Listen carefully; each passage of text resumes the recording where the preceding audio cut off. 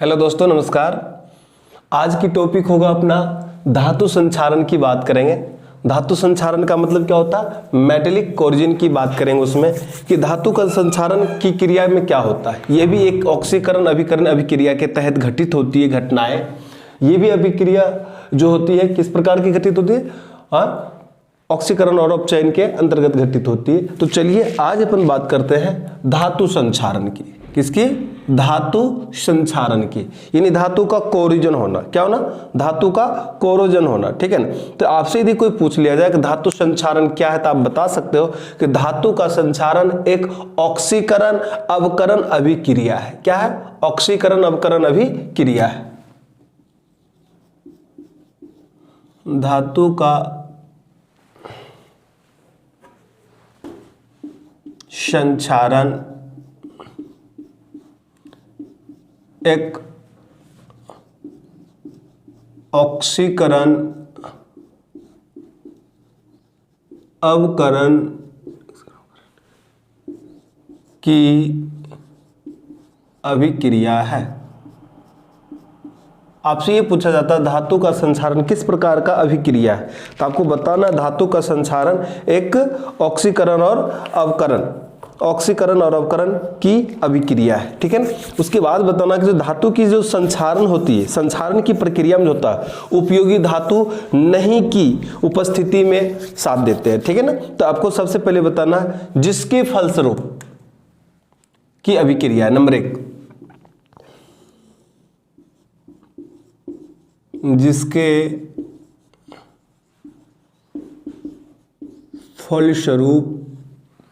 जिसके फलस्वरूप धातु वायुमंडल की वायु और नमी से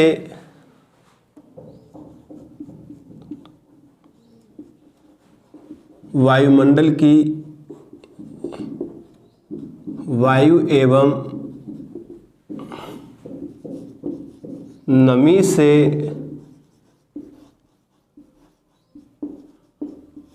नमी से अभिक्रिया करके अवांछनीय पदार्थों में परिवर्तित हो जाती है। अभिक्रिया करके अवांछनीय मतलब जो हमें नहीं चाहिए। ठीक है। अवांछनीय पदार्थों में क्या हो जाते हैं? परिवर्तित हो जाते हैं।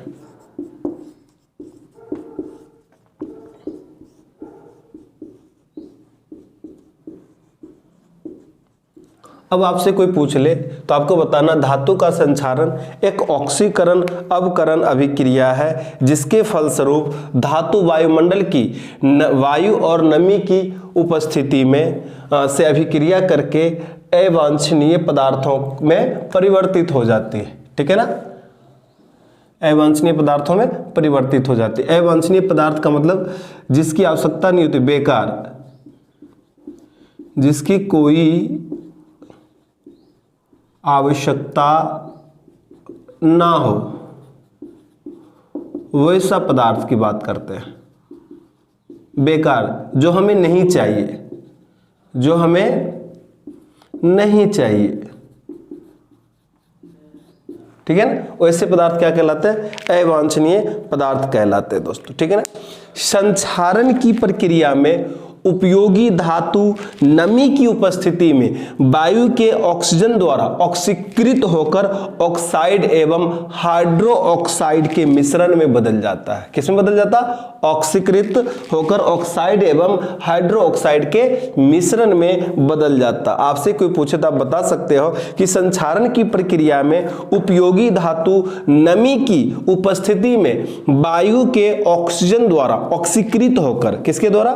वायु के ऑक्सीजन द्वारा ऑक्सीकृत होकर ऑक्साइड एवं हाइड्रो ऑक्साइड में के मिश्रण में बदल जाती है। यह प्रक्रिया तब तक जारी रहती है जब तक कि धातु पूर्णतः समाप्त नहीं हो जाते दोस्तों। यही क्या कहलाता? धातु संक्षारण। क्या कहलाता? धातु संक्षारण।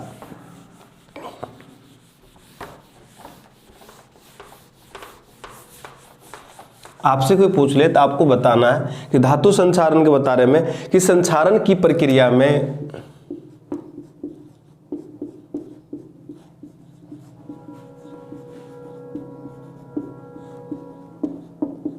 किसके? संक्षारण की प्रक्रिया में उपयोगी धातु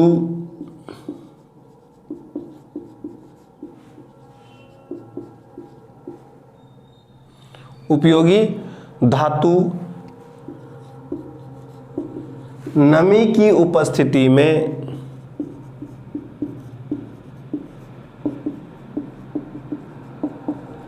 वायु के ऑक्सीजन से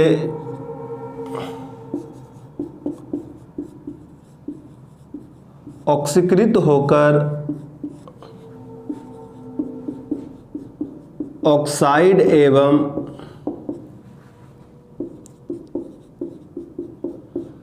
हाइड्रोक्साइड के मिश्रण में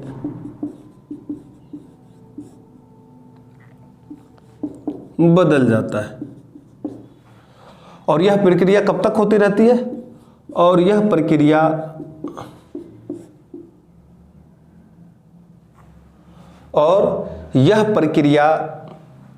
तब तक जारी रहता है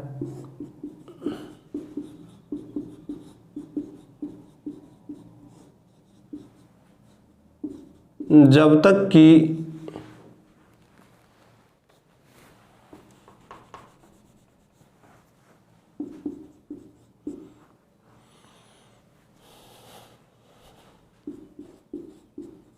धातु का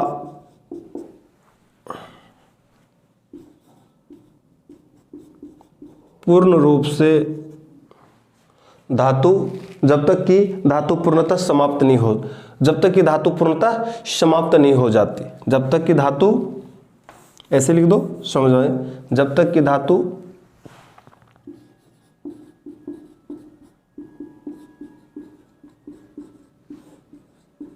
समाप्त नहीं हो जाते, इसी कहते हैं अपन संक्षारण। धातु का संक्षारण आपसे कोई पूछ ले तो आप इसको आसानी से बता सकते हैं दोस्तों। क्या बता सकते हैं? कि धातु का संक्षारण एक ऑक्सीकरण अभिकरण अभिक्रिया है, ऑक्सीकरण अभिकरण की अभिक्रिया है, फिर जिसके फलस्वरूप क्या होता है कि धातु वायुमंडल की वायु और नमी की उपस्थिति में अभिक्रिया करके अवांछनीय पदार्थों में परिवर्तित हो जाते हैं।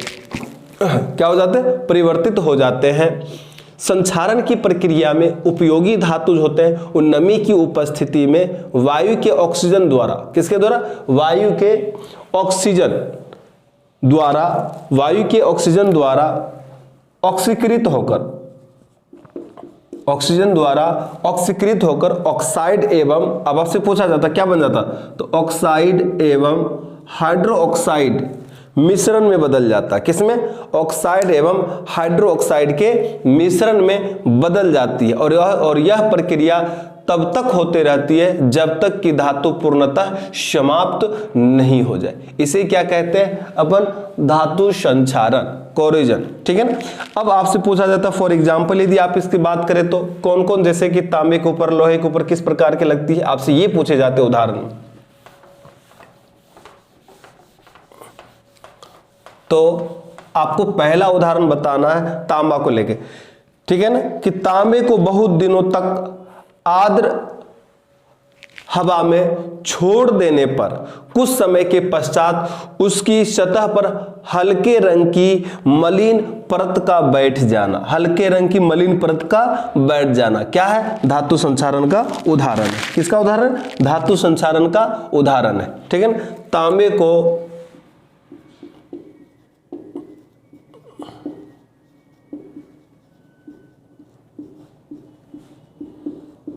तांबे की लोटा भी होता है, बर्तन जो भी होते बर्तन, उनकी बात करें अपन। तांबे को बहुत दिनों तक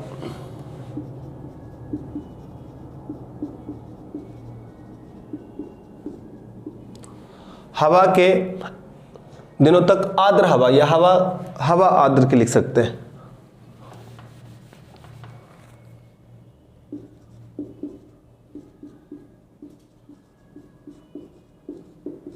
किसमें? तक आर्द्र हवा में छोड़ देने पर कुछ समय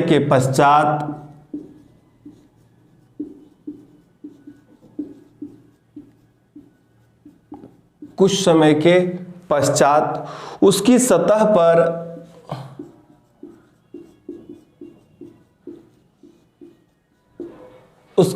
पर भूरे रंग की, या आपको कह सकता है उसके सतह पर हल्के रंग की मलिन परत का बैठ जाना। उसके सतह पर हल्के रंग की मलिन परत का बैठ जाना।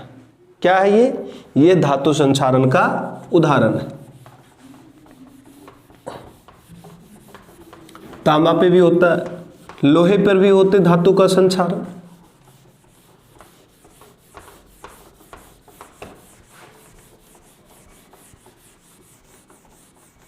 ठीक है ना। तांबे को बहुत दिनों तक आर्द्र भाप में रख दे, छोड़ दे, तो उस पर क्या होता है, कुछ समय के पश्चात, कुछ दिन के बाद उस पर एक सतह पर क्या होता है, हल्के रंग के मलिन परत बैठ जाते हैं। ठीक है। ये किसके उदाहरण है, ये उदाहरण अपना धातु संक्षारण की। अब बात करें लोहे को आर्द्र हवा में छोड़ देने पर। ठीक है ना, लोहे को बहुत दिनों तक आर्द्र हवा में छोड़ देने पर कुछ समय के पश्चात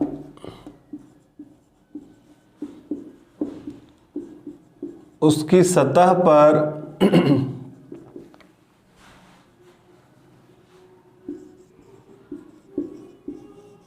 हल्के भूरे रंग का मलिन परत का बैठ जाना।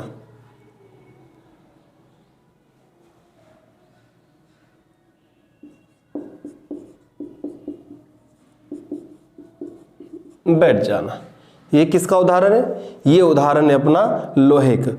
कुछ ऐसे भी धातु हैं जिसका संक्षारण नहीं के बराबर होता, जैसे सोना, प्लेटिनम आदि प्रमुख है। इनके तो होते हैं, लेकिन कुछ ऐसे जिनके नहीं होते।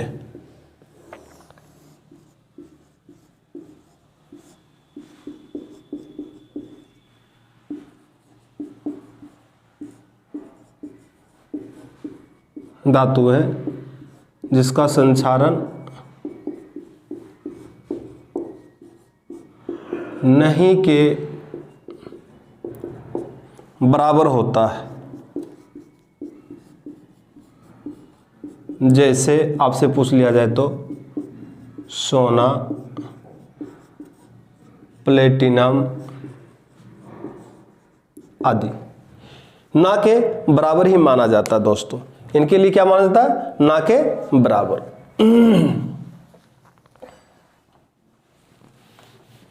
ये हो गए कुछ हमारे उदाहरण, किसके, ये उदाहरण हो गए हमारे धातु संक्षारण की। यदि आपसे कोई पूछ ले कि धातु का संक्षारण होता है वो किसके कारण होता है, तब बता सकते हो कि धातु का संक्षारण जो होती है वो ऑक्सीकरण अवकरण अभिक्रिया का एक उदाहरण माना जाता है, सबसे अच्छा उदाहरण।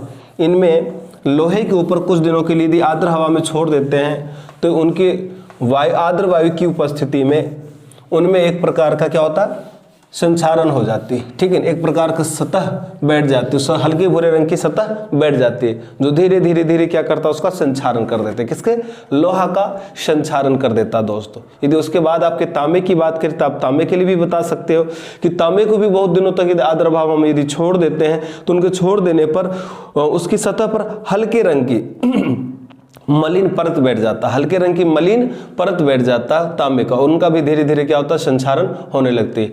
अब हमें इस ऐसे वस्तुओं को हमेशा समय समय पर क्या करते, साफ सफाई करते रहना चाहिए, ताकि ये जंग लगने से बच सके, संक्षारण होने से बच सके दोस्तों। ठीक है ना। कुछ ऐसे भी प्रमुख तत्व हैं हमारे पास, धातु हैं, जिन पे धातु का संक्षारण ना के बराबर, यानी संक्षारण ना के बराबर होता है। यदि आपसे यहाँ से इन तीनों चार पॉइंट में से यदि आपसे क्वेश्चन पूछा जाता है है, यदि प्रश्न आपके प्रतियोगी परीक्षाओं के विभिन्न प्रकार के प्रतियोगी परीक्षाएं देते हो, उनमें से कहीं भी यदि क्वेश्चन पूछे जाते हैं तो क्वेश्चन पूछने का तरीका होगा धातु का संचारण किस प्रकार की अभिक्रिया है। तो आपको बताना है कि धातु संचारण जो अभिक्रिया है वो एक प्रकार का ऑक्सीकरण अवकरण की अभिक्रिया है। इनके तहत क्या होता है कि यदि हम धातु को वायुमंडल में वायु और नमी की उपस्थिति में यदि छोड़ दे तो उनसे अभिक्रिया करके ये अवांछनीय पदार्थ में तब्दील हो जाते हैं, परिवर्तित हो जाते हैं। वो क्या कहलाते हैं? वो कहलाते हैं धातु का संचारण। ध्यान रखना है बात को कि संचारण की प्रक्रिया में जो उपयोगी धातु जो होते हैं वो नमी की उपस्थिति में ऑक्सीकरण और नमी की उपस्थिति में ऑक्सीजन के द्वारा क्या होता है? ऑक्सीकृत होकर ऑक्साइड और हाइड्रो ऑक्साइड के मिश्रण में बदल जाते हैं। और यह प्रक्रिया तब तक होती रहती है जब तक कि पूर्ण रूप से पूर्णतः धातु का समाप्त ना हो जाए। धातु समाप्त नहीं हो जाएगी तब तक ये प्रक्रियाएं होते रहती हैं। इनका बचाव भी करना जरूरी होता है। इसके लिए अपन इसके ऊपर लेप चढ़ा देते हैं लेप चढ़ा देते किसी और धातु का, ताकि जंग ना लगे, संचारण ना हो। तो अब बात करेंगे कि यदि धातु का संचारण होता है तो उनको हम किस तरह से, उनसे किस प्रकार की परत निकलती है, यदि परत निकलती है तो उस परत का नाम क्या और किस तरह से हम उसका उदाहरण पेश कर सकते हैं। जैसे आपसे यदि कोई कह दे लोहे में जंग लगना की बात, किसे? रस्टिंग ऑफ आयरन की बात करें, लोहे में जंग लगना, लोहे में जंग लगना, रस्टिंग ऑफ आयरन, लोहे में जंग लगना। जब लोहे में जंग लगता तो उससे भी परत, उसके ऊपर एक परत पपड़ी सी जम जाती है। उस पपड़ी का नाम क्या है, उसे क्या कहते हैं? ठीक है ना, आपको ये भी ध्यान, वही पूछा जाता है। और इसको हम बचाने के लिए इसके ऊपर किस प्रकार के हम क्या कर देते हैं? परत चढ़ा देते ताकि इसमें जंग ना लगे। ठीक है ना, तो लोहे में जंग लगना, लोहे में जंग लगना धातु संचारण का सबसे अच्छा उदाहरण माना जाता है। ठीक है ना, यह धातु संचारण का सबसे अच्छा उदाहरण माना जाता है। कौन? लोहे में जंग लगना। यदि आपके लोहे में जंग लग गए तो उनकी परत पर, लोहे की जो सतह पर एक परत बन जाती है, वो जो एक पपड़ी टाइप की बन जाते हैं, भूरे, जो अभी अपन ने बात की थी भूरे रंग की बन जाती है। वो क्या होता है? तो आपसे पूछा जाता है तो आपको बताना है कि वायु और नमी की उपस्थिति में लौह धातु का संचरण होता है, जिससे लोहे की सतह पर फेरिक ऑक्साइड रंग की ढीली परत बैठ जाती है। किसकी? फेरिक हाइड्रोक्साइड रंग की, फेरिक ऑक्साइड हो या फेरिक हाइड्रोक्साइड की भूरे रंग की हल्की परत जम जाती है। ठीक है ना, तो वायु और नमी की उपस्थिति में, वायु और नमी की उपस्थिति में लोह धातु का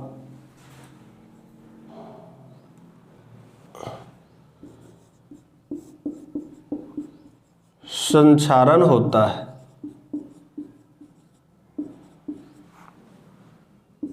जिसके फलस्वरूप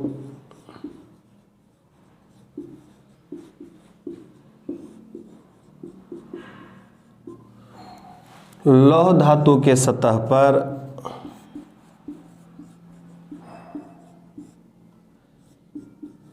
एक हल्के भूरे रंग की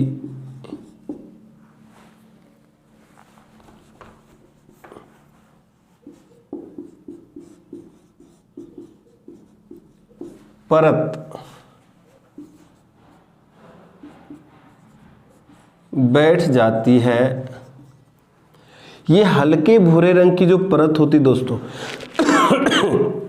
ये क्या हो सकता है? ये फेरिक ऑक्साइड भी हो सकता है या फेरिक हाइड्रोक्साइड भी हो सकता है। ठीक है ना,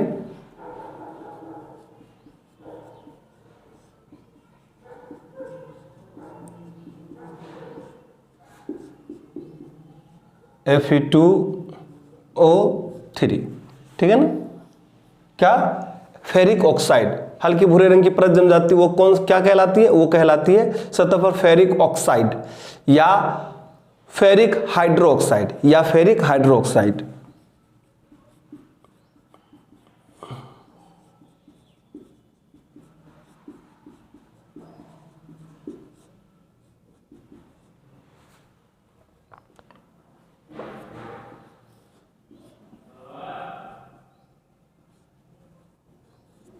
ठीक है ना, फेरिक हाइड्रोक्साइड, ठीक है ना। आपको इस सबसे शानदार, अब यदि मुझे इसे लोहे को जंग लगने से बचाना हो तो हम क्या करेंगे। लोहे को यदि जंग लगने से बचाना हो तो हम क्या कर सकते हैं, आपसे पूछ लिया जाए तो आपको बताना है।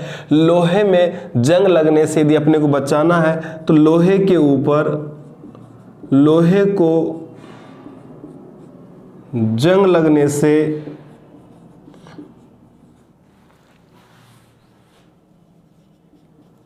धातु का संक्षारण होता है, ठीक है ना, धातु का संक्षारण होता, और इससे बचने के लिए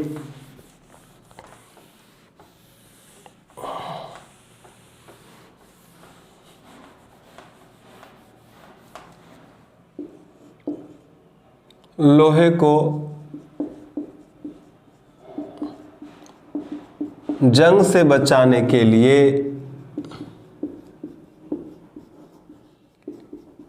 लोहे की सतह पर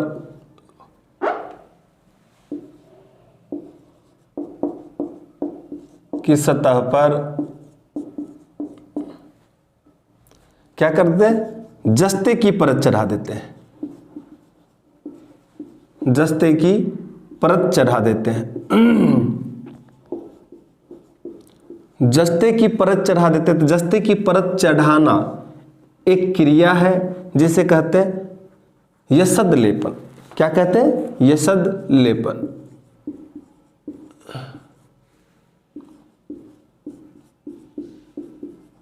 गैल्वेनाइजीकरण, ठीक है ना, गैल्वेनाइजीकरण। पूछ ले अब ले कि लोहे की धातु को जंग से बचाने के लिए उसके ऊपर जस्ते की परत चढ़ा देते, जिसे क्या कहते हैं, यशद लेपन कहते हैं, गैल्वेनाइजीकरण कहते हैं। दोस्तों इंग्लिश में क्या कहते हैं, गैल्वेनाइजीकरण और यशद लेपन कहते हैं। इनसे अब धातु का संक्षारण नहीं के बराबर होता है, ठीक है ना।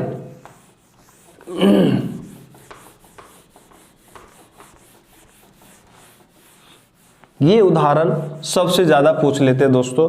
आपको ध्यान होना चाहिए कि ऐसे उदाहरण यदि हमारे बीच आए तो ये किसका उदाहरण, ऑक्सीकरण अभिकरण की अभिक्रिया है। दोबारा मैं 5 मिनट टाइम में फिर दोबारा अभी मैं आपको रिपीट कर दूं।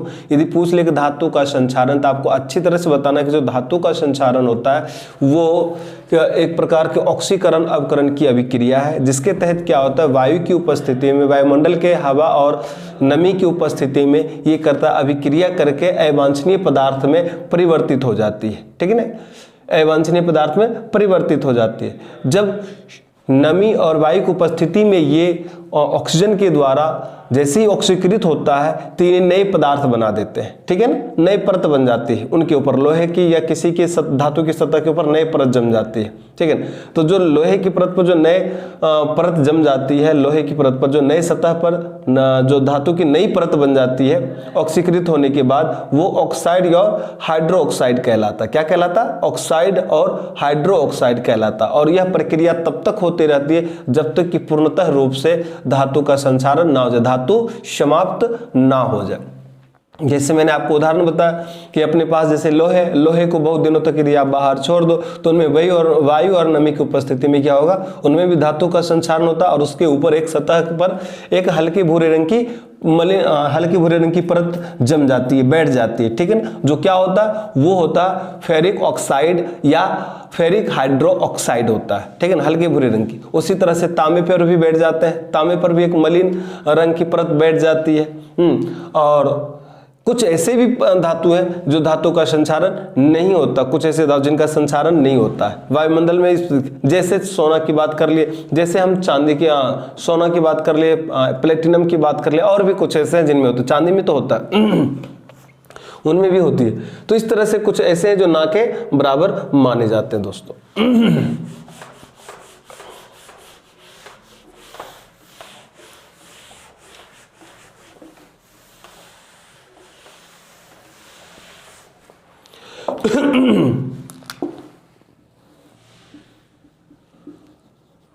अभी जो अपन ने बात किया वो धातु संचारण की बात की।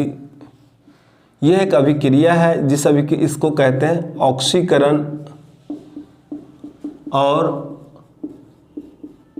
अवकरण की अभिक्रिया, ठीक है ना। ऑक्सीकरण अवकरण की जो अभिक्रिया होती है, यह अभिक्रिया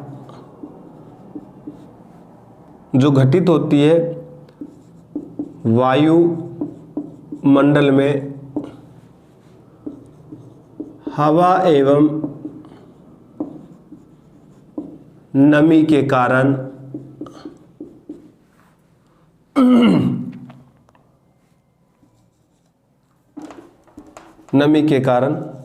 होती है, ठीक है ना। इस प्रक्रिया में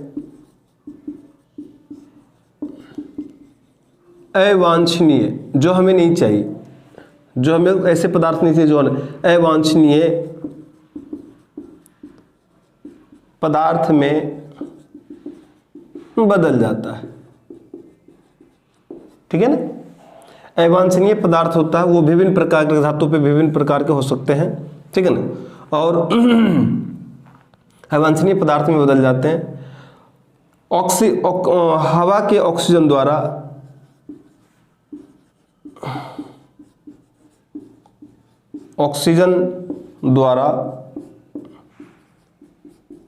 ऑक्सीकृत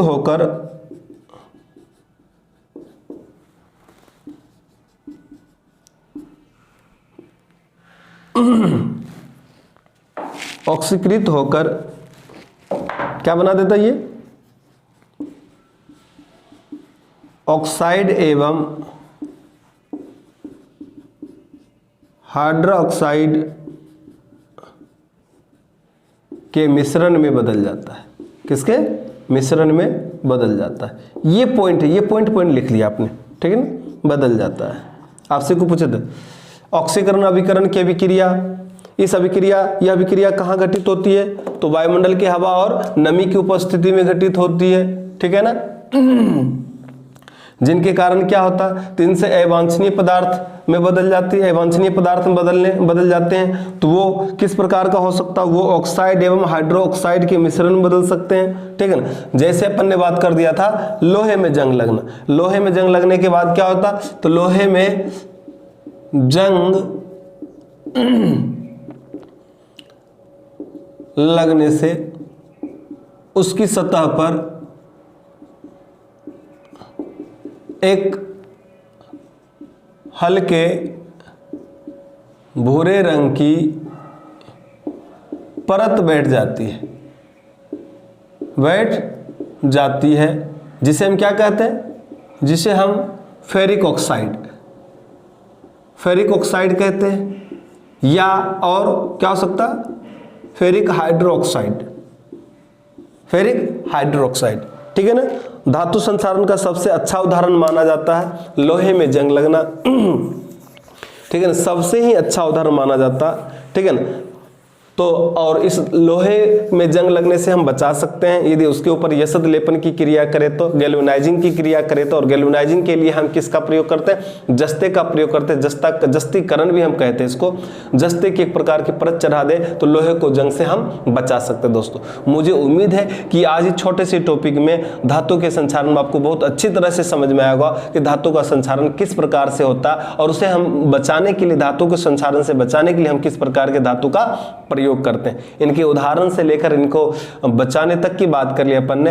और आई होप सो कि आपको बहुत अच्छी तरह से समझ में आएगा और प्रतियोगी परीक्षाओं के लिए आपको बहुत ही लाभप्रद सिद्ध होगा दोस्तों। चलिए राम राम, आगे के टॉपिक की हम आगे में बात करेंगे।